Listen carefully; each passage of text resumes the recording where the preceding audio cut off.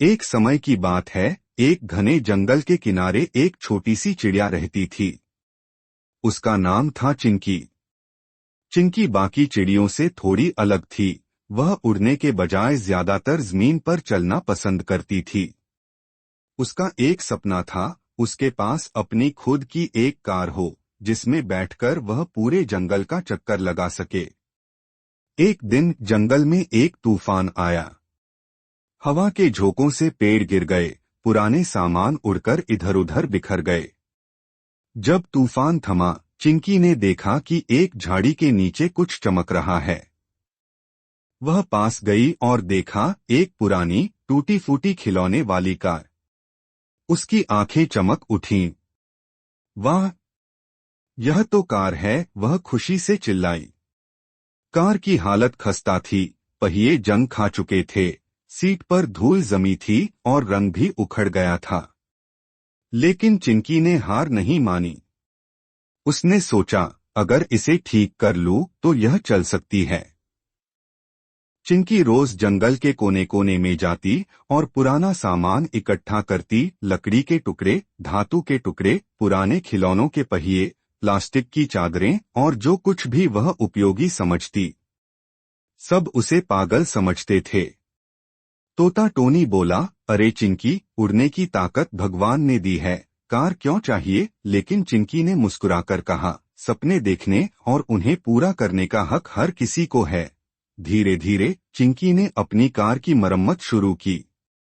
उसने नए पहिए लगाए, सीटों को साफ किया और रंग के लिए फूलों की पंखुड़ियों से रंग बना लिया। जब कोई हिस्सा ज्यादा मुश्किल होता तो वह जंगल के जानवरों से मदद लेती। भालू भोंपू ने उसे एक छोटी बैटरी दी, जो वह अपने पुराने रेडियो में इस्तेमाल करता था।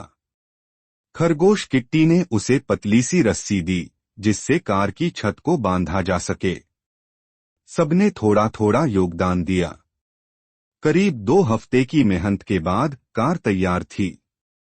वह खिलौना कार अब चमकने लगी थी। चिंकी ने बैटरी लगाई, स्टार्ट बटन दबाया और गाड़ी में हल्की सी कंपन हुई। पूरे जंगल में खुशी की लहर दौड़ गई। सब जानवर जमा हो गए, हाथी, बंदर, लोमड़ी, हिरण, सब यह अनोखा नजारा देखने। चिंकी अपनी कार में बैठी, स्टीयरिंग संभाला और धीरे धीरे चल पड़ी। सबने तालियां बजाईं, जयकार की। उस दिन जंगल में पहला वाहन रैली हुआ और उसका नेतृत्व किया एक चिड़िया ने, जिसने कभी उड़ना पसंद नहीं किया। अब चिंकी जंगल की प्रसिद्ध हस्ती बन चुकी थी। बच्चे उसे कार वाली चिड़िया कहते थे। जानवरों को प्रेरणा मिली कि मेहनत और सपनों से कुछ भी संभव है। चिंकी ने अपनी कार से सफर करना जारी रखा।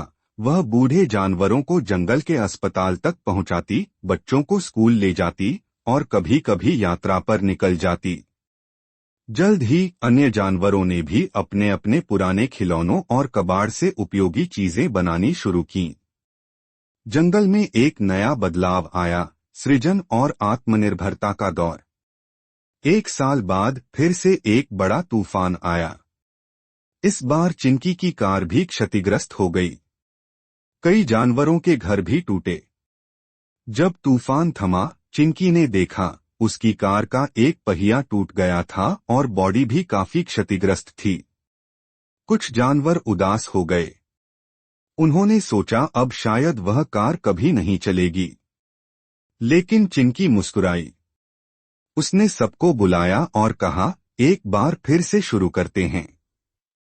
इस बार हम सब मिलकर नई कार बनाएंगे और न सिर्फ मेरे लिए बल्कि जंगल के लिए। उसने सबको प्रोत्साहित किया कि वे अपने पुराने सामान लेकर आएं।